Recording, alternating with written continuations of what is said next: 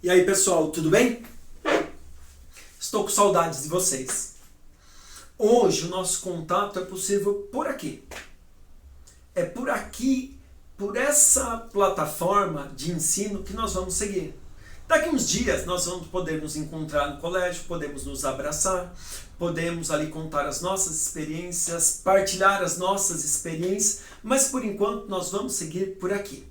E ao seguirmos, nós vamos o quê? Falarmos do continente europeu. Por que aqui o continente europeu ele é extremamente importante? Simplesmente porque nós, quando falamos de Europa, nós estamos falando de um continente grande. Mas necessariamente ele é grande? Ele é grande no quê?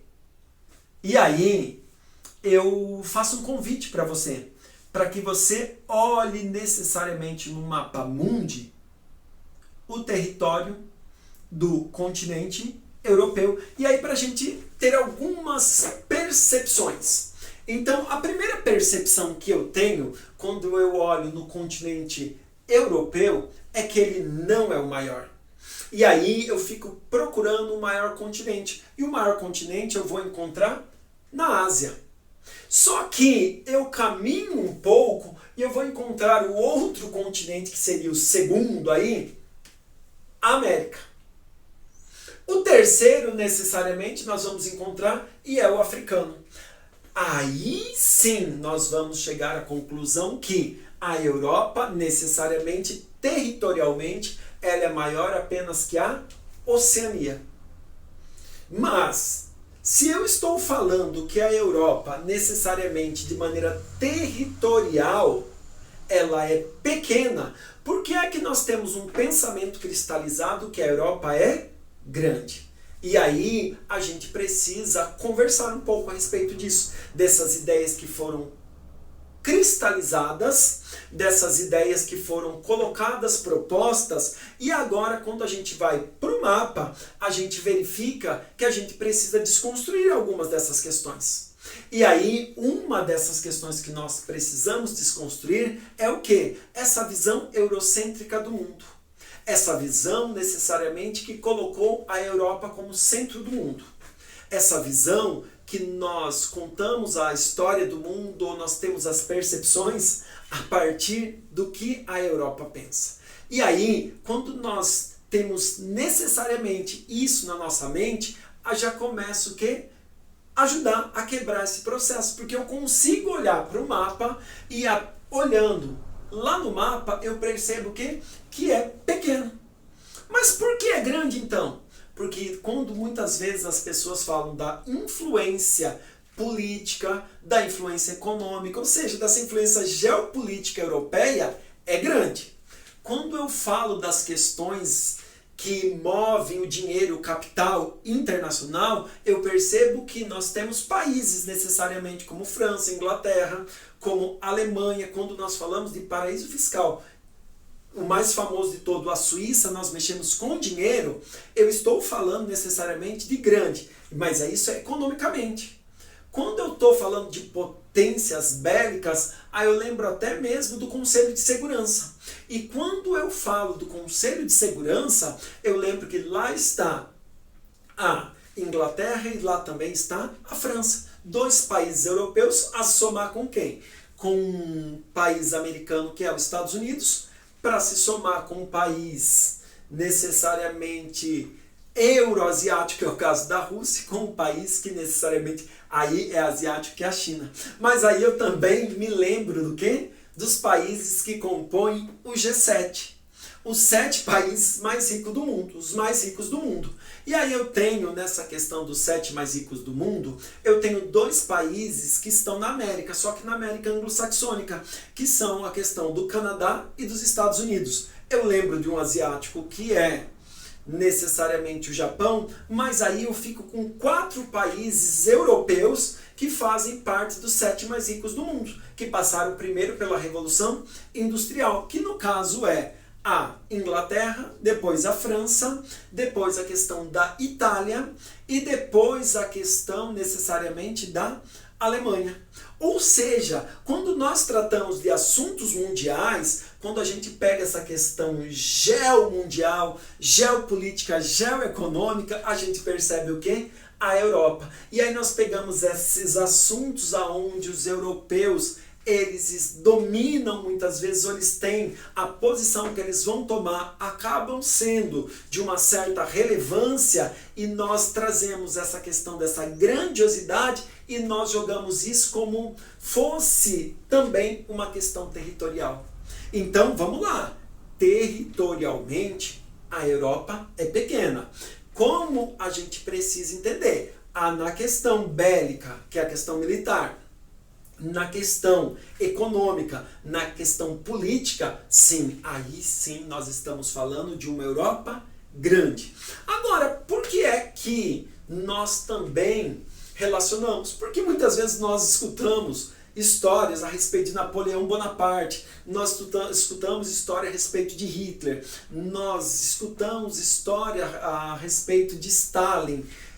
Então nós vamos traduzindo toda essa grandiosidade da história mundial, e quando nós aplicamos, a nossa cabeça ela vai automaticamente propor um território maior do que é. Então há uma necessidade de nós adequarmos tudo isso que nós vimos muitas vezes em história, necessariamente no território onde isso se cumpriu.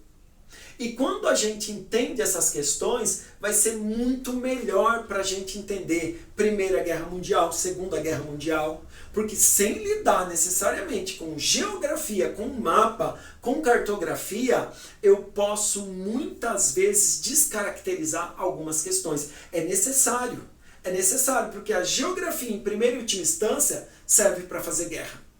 Então precisa que você esteja muito bem amparado com algo que muitas vezes parece chatinho, muitas vezes a gente não quer, a gente quer abrir mão, mas é a questão do mapa. E aí a gente precisa pensar nessa localização.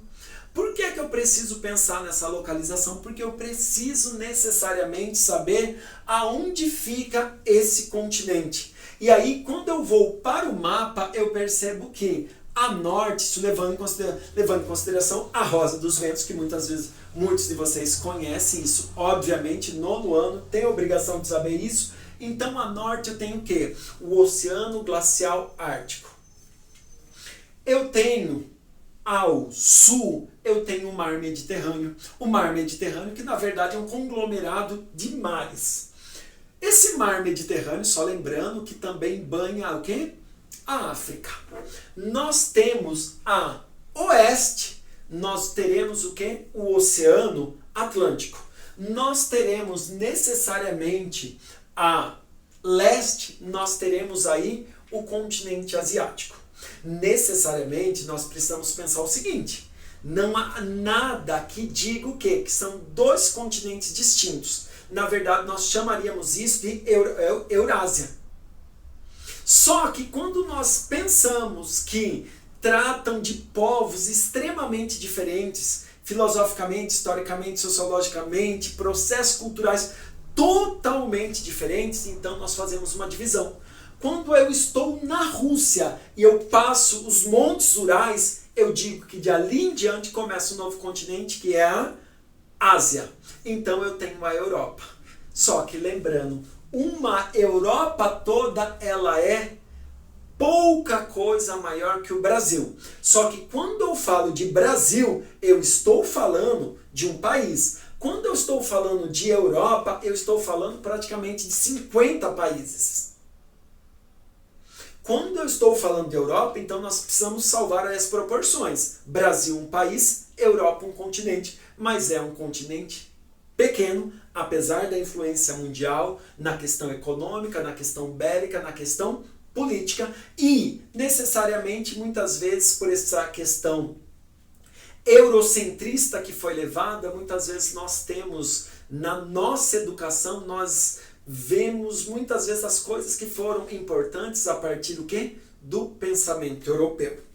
Mas vamos lá.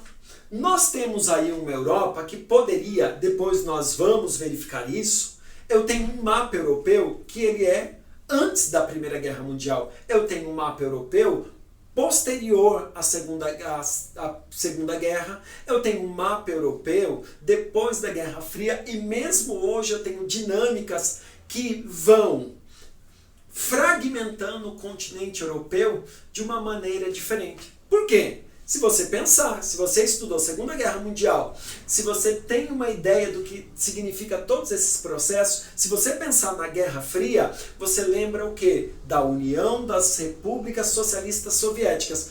Quando ela deixa de existir a partir da queda do Muro de Berlim, lá em 1989, você percebe o quê? Que a União Soviética vai o quê? Se fragmentar e vão se formar o quê? Esses países. Muitos desses países, vamos citar como exemplo, nós tínhamos países que estavam aliados a esse mundo soviético, por exemplo, a Iugoslávia, ela vai se fragmentar em muitos países. Como a Iugoslávia, ela já era um país pequeno, mas aí vai fragmentar, e daí vai sair Sérvia, Montenegro, Bósnia, Herzegovina, enfim, nós temos países também que você vai pegar em alguns mapas, você vai ler o quê? Tchecoslováquia. Só que nos dias de hoje você tem República Tcheca e Eslováquia, enfim, o território apenas foi o quê? Fragmentado, hoje administrado de uma maneira diferente a partir do quê? Das questões étnicas dos povos que ali habitavam. Enfim, a Europa é um continente que vai trazer muitas vezes familiaridade para a gente. Por quê? Porque muitas vezes quando eu faço a chamada, eu chamo o seu nome. E muitas vezes eu chamo você nome e sobrenome. Ao chamar nome e sobrenome, uma das evidências que eu tenho é que a sua família tem descendência europeia. E aí pode ser portuguesa, espanhola, mas principalmente a gente acaba tendo aí uma questão dos italianos. É muito forte essa presença italiana em nosso meio. Quando vocês também são convidados a participar de um intercâmbio cultural e vocês ficam ali na Europa 15 dias, nesses 15 dias vocês têm o privilégio de conhecer o quê? Pelo menos 5, 6 países. Por que conhecer tantos países num período tão curto? Necessariamente a resposta aí é um continente pequeno. Apesar de ser um continente pequeno, nós precisamos ter a influência que esse continente teve o quê? Para o mundo. Nós precisamos entender isso. Quando vocês estudaram o Renascimento, obviamente vocês estavam falando sobre o quê? Sobre a Península Itálica. Quando vocês lidaram necessariamente com a Revolução Industrial, vocês necessariamente vão passar pela Inglaterra. Quando muitas vezes falamos de escândalos de corrupção, nós vamos lembrar o quê? Dos paraísos fiscais. E hora ou outra é citado quem? A Suíça. Enfim, esse é o momento em que nós vamos aprender necessariamente um pouco mais a respeito desse continente. Esse continente que é tão importante, esse continente que traz muita cultura, que traz muita informação para a gente. E eu tenho certeza que se você olhar com carinho, se você olhar necessariamente com outro olhar, dar a ele uma percepção geográfica, você vai perceber que esse conhecimento só vai te ajudar. E vai te ajudar a olhar o quê? Outras disciplinas de uma maneira extremamente ampliada. O seu conhecimento só vai somar. E quem tem a ganhar é você. Eu fico por aqui. Que Deus te abençoe, que Deus te ilumine. Eu vou mandando atividades, eu vou direcionando para vocês passo a passo, e a nossa construção de conhecimento será muito significativa. Espero em Deus que vocês estejam bem, que vocês necessariamente estejam próximos aos familiares, às pessoas que vocês amem, que vocês cuidem da sua saúde, que vocês cuidem das pessoas idosas com carinho, com amor, que troquem experiências, que vocês possam crescer em conhecimento. Se a ferramenta é essa, tranquilo. Aproveitem para talvez seja o caminho, um dos muitos caminhos da educação. E a Europa, aproveitem para visitar, aproveitem aí a internet para que você possa ampliar o seu raio de conhecimento dos países, que você visite muitos museus, que vocês possam aproveitar esse ambiente virtual. Que você lembre sempre de algo, que você é uma bênção e que Deus é conosco. Fiquem com Deus, até mais.